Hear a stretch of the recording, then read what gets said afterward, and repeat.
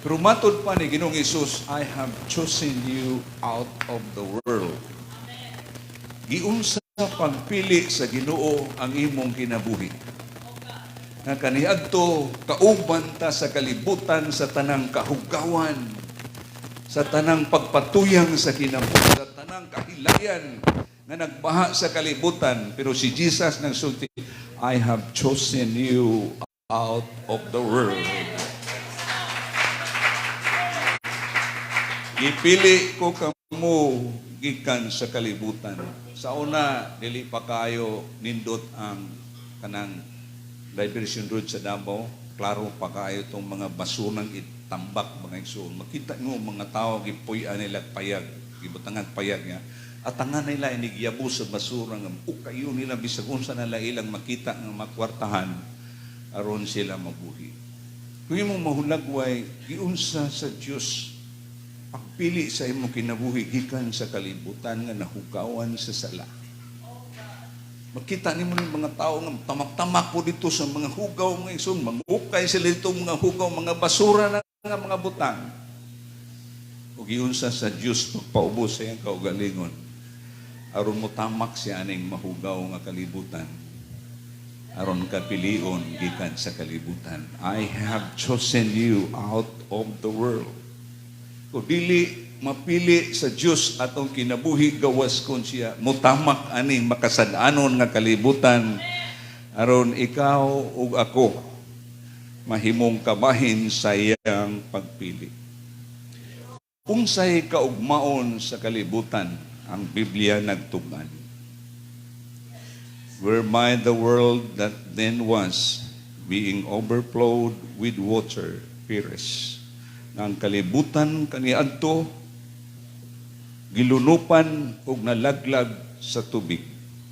But the heavens and the earth which are now kaning langit ron ug yuta atong makita karon by the same word sa maura gihapon nga mga pulong gitipigan ni siya, gitagana alang sa kalayo, sa adlaw sa paghukom ug sa kalaglagan sa mga taong dili Diyos nun. Gikatagana na kung unsay hulagway sa paglaglag sa Diyos sa unang kalibutan pinaagig tubig, maura gihapon ang pulong nga gibuhian. Pero lahi na ang kahimtang sa kasuko. Kung kaniadto tubig karon kalayo na ang giandam sa Diyos. Usa ka butang nga atong pasalamatan ang Diyos. Nga gikan sa mahugawng kinabuhi, I have chosen you out of the world. Gikuha tanya, gipili tanya gikan sa kalibutan. Kung wa kita maabot sa pagtawag sa Dios o kung maabdan ta sa kamatayon o pagkatapos sa kalibutan, apil ta sa kalaglagan pinaagig kalayo sa kapungot sa Dios sa mga taong dautan. Nagtambag si John, 1 John 2:15, 17, love not the world, other the things that are in the world. If any man love the world, the love of the Father is not in him. Naa ang tanang mga butang, pero ang litag sa butang nga naa sa kalibutan, may mga taong walay Diyos tungod kay labaw nilang gihigugma ang mga butang naa sa kalibutan. Pila kalibo, milyon ka mga tao sa atong panahon karon nga tua sa kahilayan kay mas labaw nilang gihigugma ang paglingaw-lingaw sa kinabuhi kaysa mag-awit sila sa paghimaya sa Dios. Swerte ning mga tawhana usani sa mga timaan nga isa kadlaw gitawag ta gikuha ta sa Dios gikan sa maong matang sa kahugawan. Gikuha ta sa Dios gikan atong mga tawo nga bisag adlaw Domingo tua sa kahilayan. Gikuha ta sa Diyos, gikan niya itong mga tao nga walay mga Diyos sa ilang kinabuhi. Aron malikay ta sa kapungot nga giandam sa Ginoo nga taliabot na sa atong kapanahunan. Unta, may lalom nga hinungdan nga dili ta muundang sa pagpasalamat sa Diyos.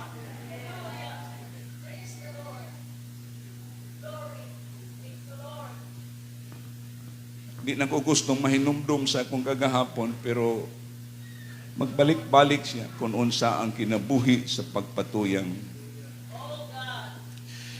Kay dili bisan nagitawag ta sa Dios, wala ta malayo sa dapit nga gitawag ta sa Ginoo. Ni atong bantayanan kaayo, mga igsoon.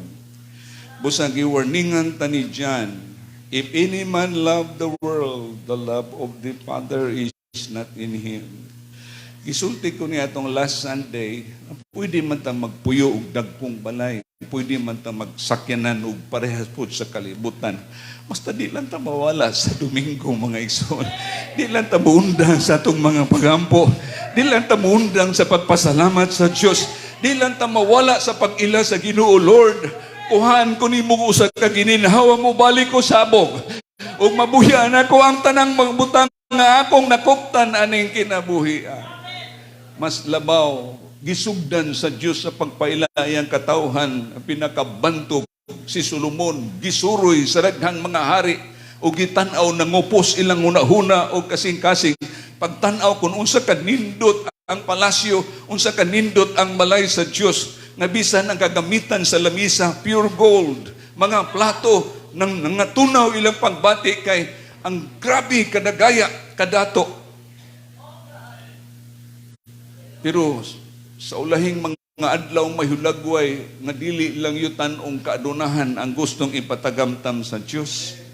Kay dunay mga taong buhong na sa yutanong mga butang pero wala sila Dios sa ilang kasing-kasing. Gusto sa Ginoo makatilaw tag langit nung pagkadato, mga igsoon. Dato sa pagtuo, dato sa pag-alagad, dato sa pagkamatarong, dato sa pagka-Diyos nun, dato sa paglaom, dato sa presensya sa Diyos, dato sa mga pulong sa Diyos. O kini nga pagkadato, bisagwa kay grado. Ang kalibutan, kung talented ka, kuyaw kag abilidad, makaposisyon kang nindot nga mga posisyon, bayaran ka sa imong katakos. Pero kasagaran kanila, kung tanyagan sa pulong sa Diyos, walay pagtuo. Tungod kay ang labaw nilang pagbati naa sa ilahang posisyon o mga kabtanan. Swerte ra gyud kaay ta, mga igsoon. Kung wala ta pilia sa Ginoo, kauban gyud ta ng mga tawhanan karon nga kung sultian nimo di gyud maminaw sa pulong sa Dios.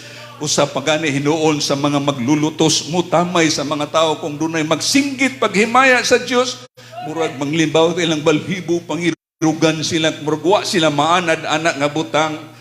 Pero alang ka nato, gikalipay nato ni maghimaya ta sa Diyos, magpasalamat ta sa Ginoo. Bahandi na kayo nato, kalipay na kayo nato ni nga sa atong panagtikom na ang Ginoo. Salamat, Lord. Dili ko kapugnan nga moawit kay ikaw akong nabatyagan. Dili ko muundang sa pagpasalamat kay niya ang Diyos na tako sa akong mga pagpasalamat.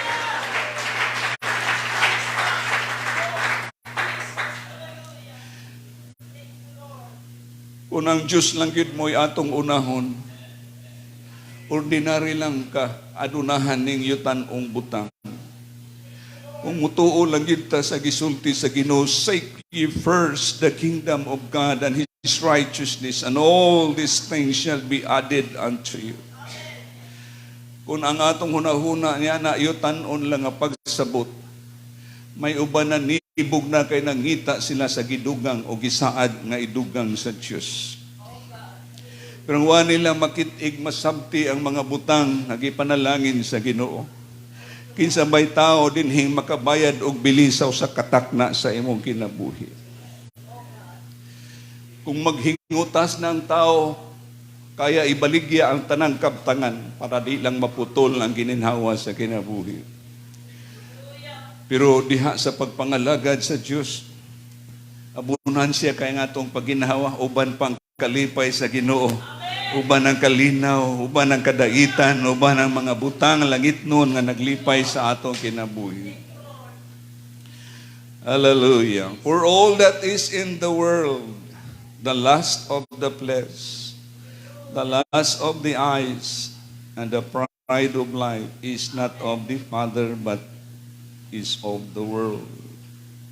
And the world passeth away in the lust thereof.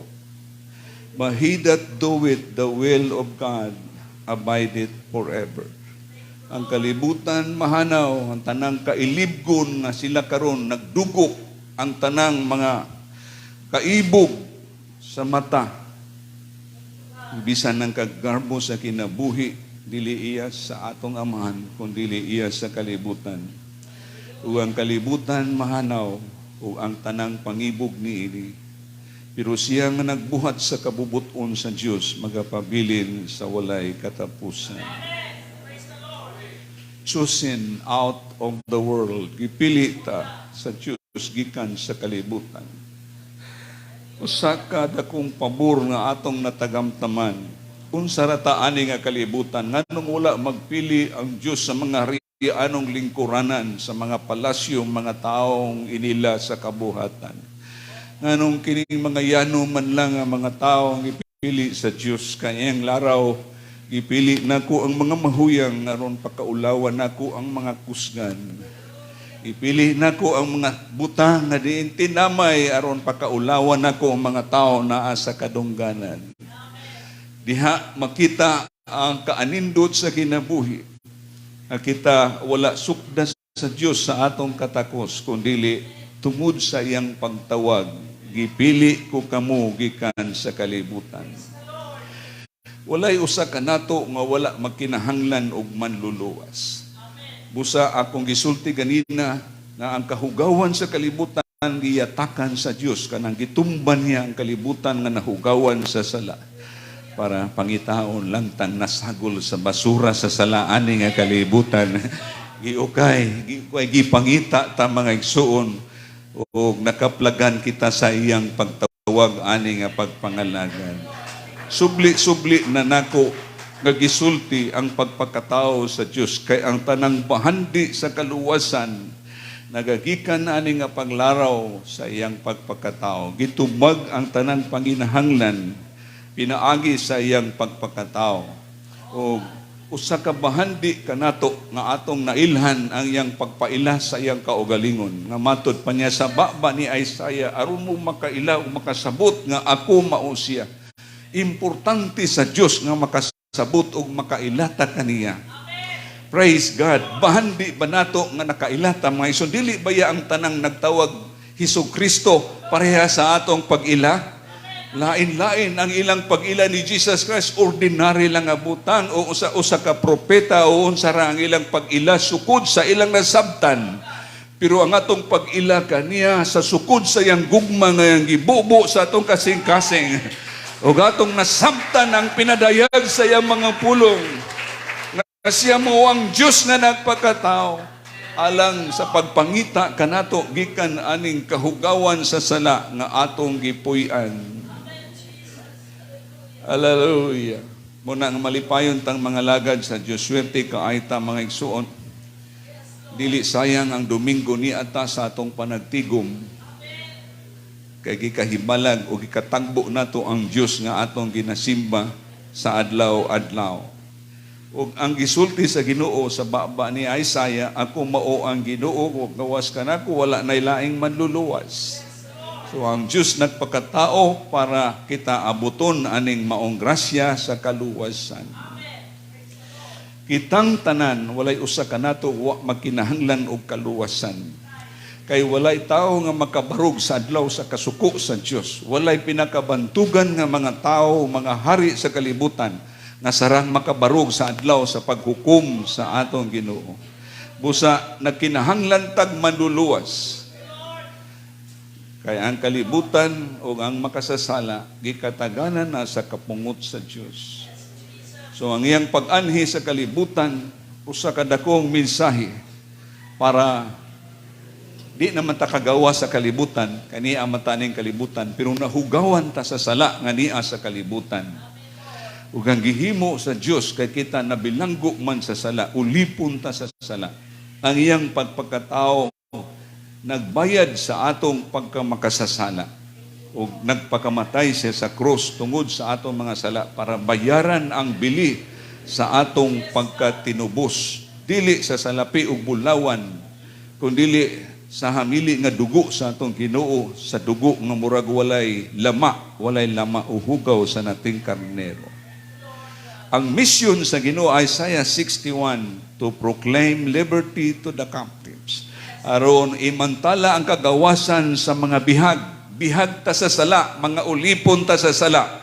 Pero ang iyang pag-anhi, gimantala niya ang usa kapag wali sa kagawasan sa mga nahimong bihag o pag-abli sa mga prisuhan ni adtong mga nabilanggo.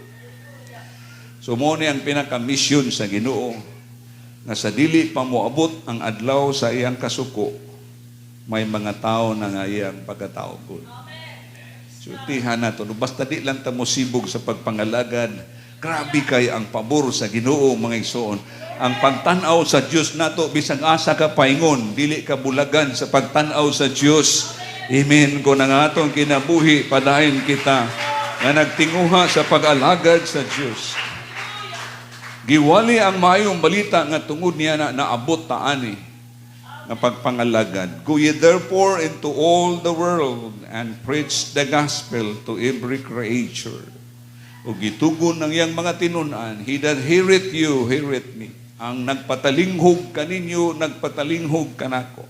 And he that despiseth you, despiseth me. Ang nagatamay kaninyo, nagatamay kanako. Busang gipiyal sa Diyos ang mensahe aron nga ang iyang pagtawag mapahingayon nganhi sa kalibutan. Hallelujah. I have chosen you out of the world. Taliwala sa mga makasasala, out of worldliness. Kauban man ta sa una gyud sa kalibutan mga igsoon. Kung unsay urog sa kalibutan, maupod ta. Kay tagadiha man ta sa maong matang sa kinabuhi. Ug diha ang Diyos nagpili kanato. Daghan man ta tangay nga ana, pero na may pinasahi nga pagpili ang Diyos. Hallelujah. Out of our connection kaniadto, kung as unsay nakalambigit nato, diin ta madugtong kaniadto sa mga higala nato kaniadto, kinsay atong mga higala gikan sa maong kahimtang gipili ta sa Dios, giibot ta sa Dios gikan sa maong dapit.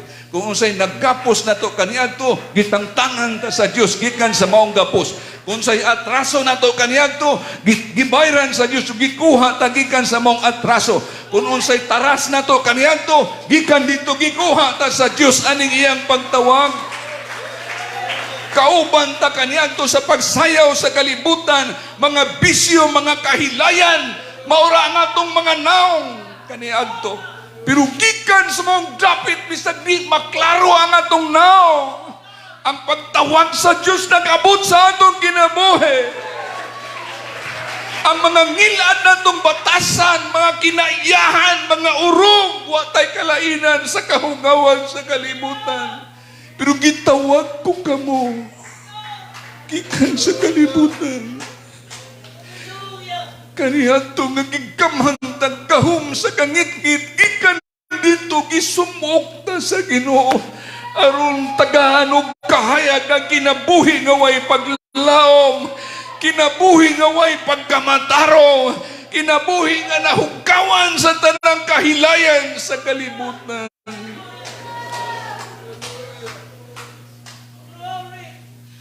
Gikan sa gahom sa Diyos ani nga kalibutan, gipili ta sa Diyos. How do we disconnect ourselves from worldliness? Saon man nato pangwakli tong mga butang nga gapos ta kaniadto ani nga kalibutan? Kay wala ta malayo, mauragi hapon nga kalibutan ang atong gipuy-an. Nguban ka nato, mauragi hapon nga panimalay. Maura nga ginikanan, maura nga mga igsuon, maura nga mga silingan.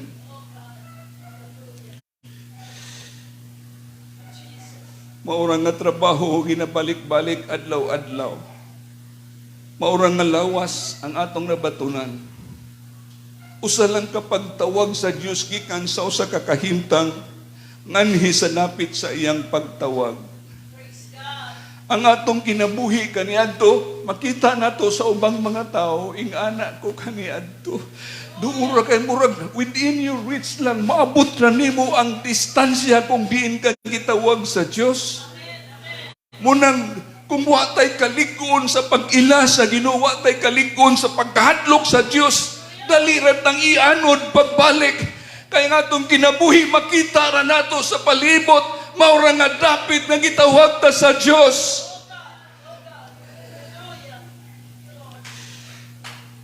Kung unsa ta kaniadto ug karon, dili mawala inig tan-aw nato sa kalibutan ang atong kinabuhi kanhi.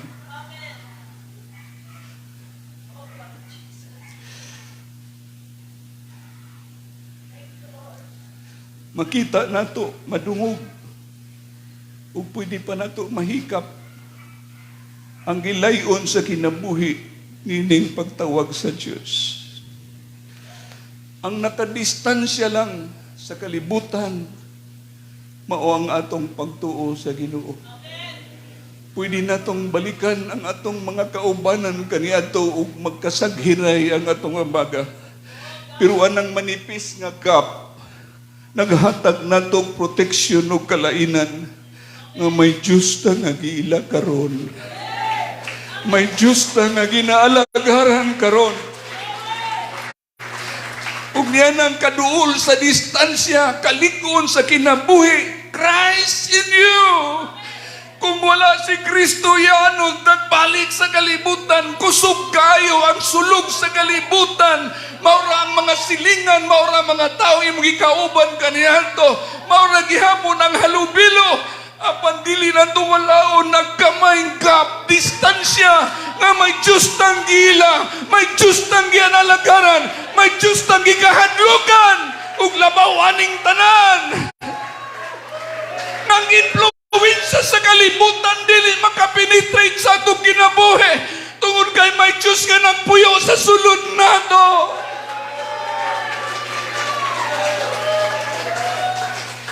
Hallelujah.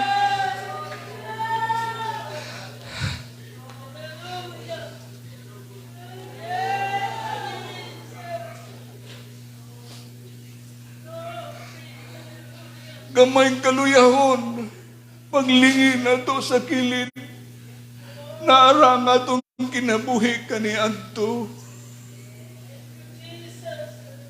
Kung muhimo kang lakang sa pagsibog, dili ra abtang dugay nga panahon mabalik ka sa maurang dagway sa kinabuhi.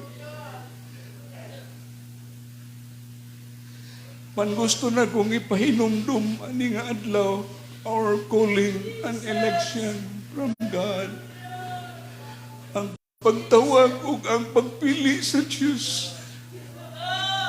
Nagkamuritsi nga Ginoo dinhi sa yuta sa mga pagbunog, pagkastigo, giludan yang naong gisakpa, gipapasan og krus para makakaplag lang siya mga hugaw nga mga tao nga hinluon niya pag-usab.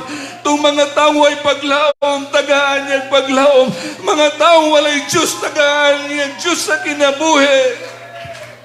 Ug mao na ikaw, mao ka na ako kaniadto.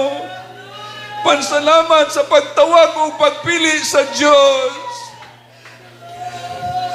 Ayaw gi-question nga gipili ka sa Ginoo. Daghan ang gitawag jutay ra ang gipili. Ug ang timahan nga kita pinili sa Diyos, kay siya nga nagpili aniya sa sulod nato. Aron tipigal ta, gusultian ikaw, kamo ang kahayag sa kalibutan.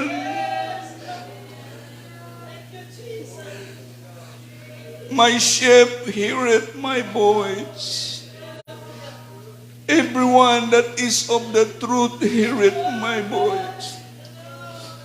Una nimong pagsunod sa simbahan, ang pulong sa Diyos mitagbo sa imong kasing-kasing. O gusto nimong likayan ng Ginoo, gusto nimong itago imong conviction, di nimo gusto ipakita nga natandog ka sa iyang paghikap, wa ka mo hilak, ipugna nimo imong kaugalingon.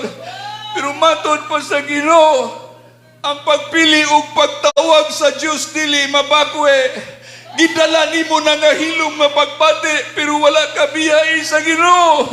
Bisan sa imong panimalay, naglihok ang connection sa Dios. Tungod kay my sheep heareth my voice.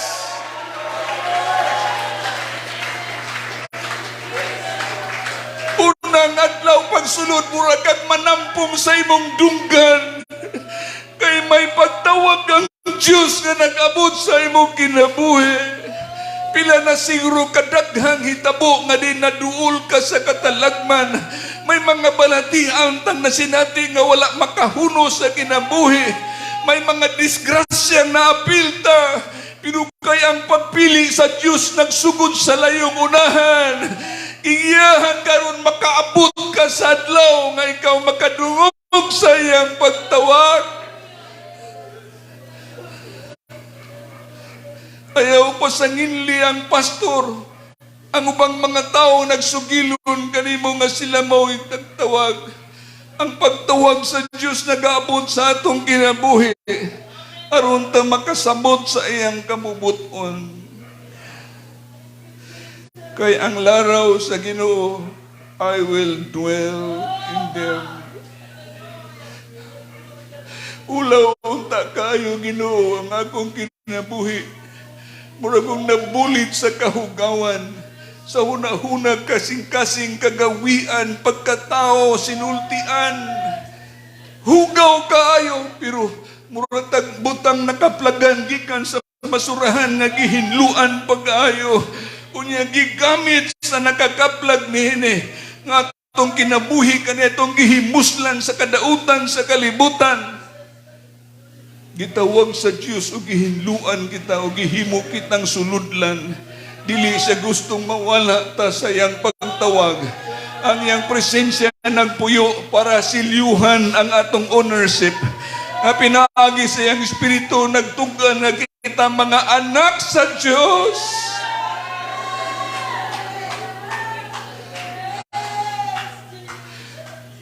Kaysa panahon pa ni Jeremiah, panahon pa ni Moises, ang Diyos nagpasidaan na, I will dwell in them and walk in them, and I will be their God, and they shall be my people.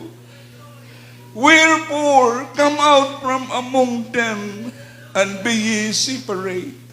Panggawas mo nila. Ayaw na mo paghikap ug mahugaw nga butang. Hinangpunon ko kamong mga anak nga lalaki ug mga anak nga babay. Naggaingon ng Ginoo nga magagagahom sa nga tanan. Natuman ni pag-abot ni Kristo kay human sayang pagkabanhaw, maanha ko sa sulod ninyo. Kung imong tanaw ng proseso sa Diyos kung sundalisod sabton, pero salamat na lang pinaagi sa pag-abli sa itong hunahuna na samtan ng mga laraw sa Diyos na hitabo nganhi sa atong kinabuhi nga siya mo sulod ug mupuyo aning kinabuhi kung kaniadto hugaw ko karon nahinlo na ako, kung kaniadto wala ko'y Diyos karon may Diyos na ako, kung kaniadto wa ko'y pagtuo karon may pagtuo nako, kung kaniadto wa ko'y paglaom karon may paglaom nako aning kinabuhi.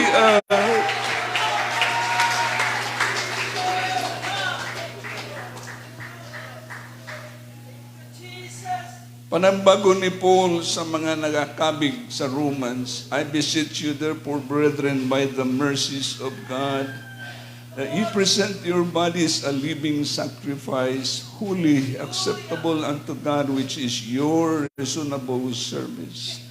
And be not conformed to this world, but be transformed by the renewing of your mind, that ye may prove what is that good and acceptable and perfect will of God. Usa ka kumon kaayo nga verse. Pero doon ay mga gisulat si Paul na sa kadaghan sa mga magwawali sa kalibutan, uyamot lang ang mga magwawali nga maghisgot aning dapitan sa kasulatan. Kay ang kawili nila, mga blessing. Mga lagad ta sa Diyos, kay dunay blessing. Tinuod man na nga butang.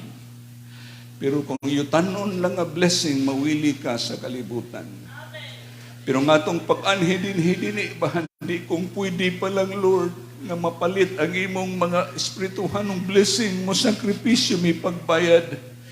Pero wala gitanaw ang Diyos sa mga kantidad aning kalibutan na dili kabayran ang mga gasang langit nun nga gipaabot sa Diyos.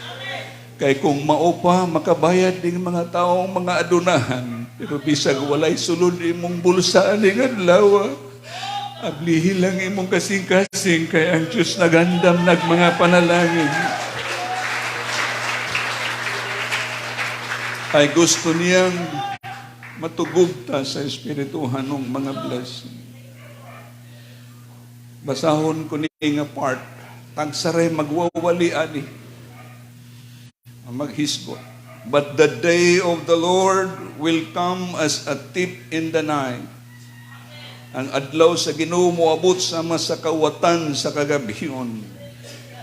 In the which the heavens shall pass away, sa adlaw sa iyang pag-anhim, mga wagtang ang kalangitan. With a great noise, dakong kagahob. And the elements shall melt with fervent heat, ang tanang kasugdanan sa yuta, mga tunaw sa hilabihang kainit. The earth also and the works that are therein shall be burned up. Ang yuta o ang tanang buhat niini, tanang imbinto, tanang establishmento, tanang pagpundar, matunaw, masunog. Seeing then, sa nakita nato na all these things shall be dissolved, what manner of person ought ye to be? Sa nakita nato nga kining mga butana, mga wagtang, unsa ka mahinungdanon gayon nga magkinabuhi kita sa kabalaanon o pagka-Diyos nun,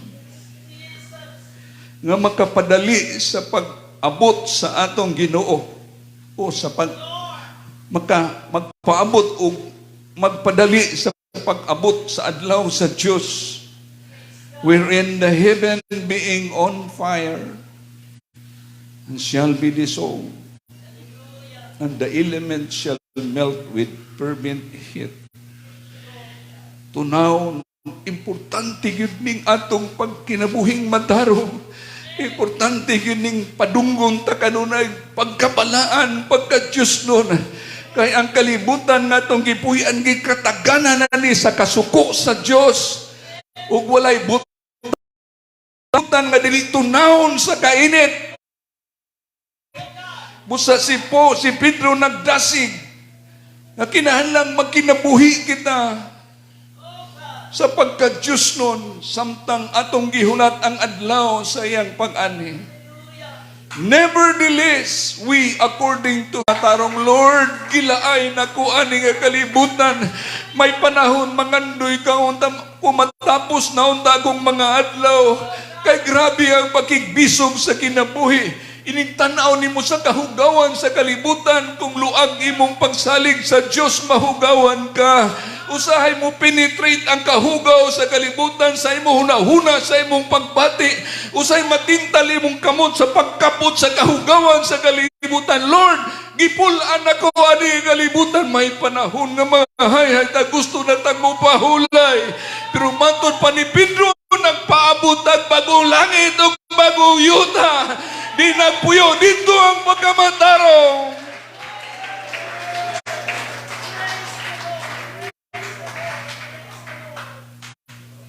Wherefore, the rather, brethren, sa mga igsoon, give diligence to make your calling and election sure. For if ye do these things, ye shall never fall. Always examine the presence of Jesus Christ in you. Dili ta magkalikay sa kalibutan. Atong panginabuhi na sa kalibutan. Atong trabaho na sa kalibutan. Atong negosyo na sa kalibutan. Atong pag-eskwela naa sa kalibutan, naa sa tanan, napit sa kalibutan, pero dili ta malimot nga gitawag ta sa Dios. Aron andaman tag dapit nga wala nay pagkatapos. Usbon nako ang distansya sa kalibutan din gitawag ta sa Dios, nipis ra kaayo ang gap. O kini nga gap mao ang atong pagtuo kang Jesus Christ. Ug ang kalig-on sa atong pagbarog bisag masaghiran ta sa kahugawan, dili makapenetrate sa atong kinabuhi aron atong lihokon o buhaton. Mao si Kristo nga naa sa sulod nato.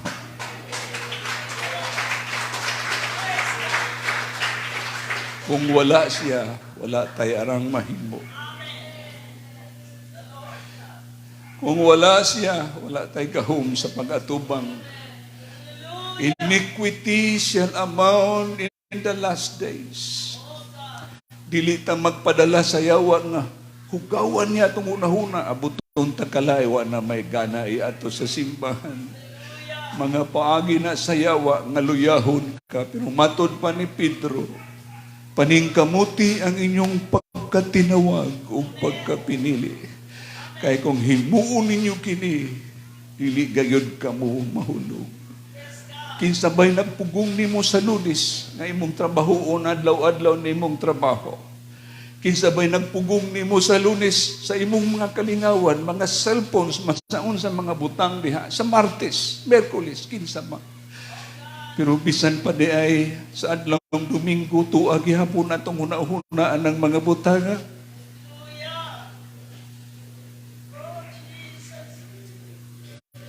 Magpatintal pa bagihapon ta sa kalibutan bisag usara ka adlaw niya ta sa simbahan.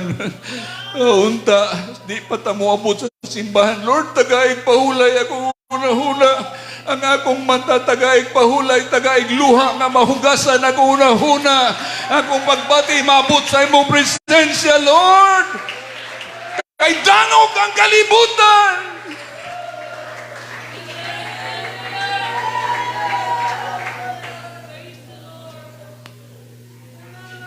Manindog tang tanan aning adlaw ato bangan sa Diyos.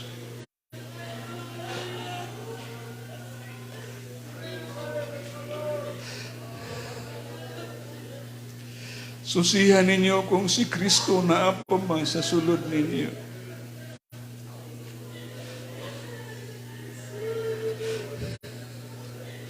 Nuktukan nato kadiyot ni intagikan sa pagtawag sa Diyos. Ayaw itaw ni kambyo ni nga kaluwasan sa yutan ng mga butang. Ang kalibutan mahanaw. Ang tanang butang mahanaw. Apan siya nga nagbuhat sa kabubuton sa Diyos. Magapabilin sa walay katapusan. Mao niya ang adlaw. Nga maghugas na sa atong hunahuna. Mao niya ang adlaw. Nga maghugas na sa atong kasing-kasing. Mao niya ang adlaw. Nga maghugas na sa atong mga ngabel.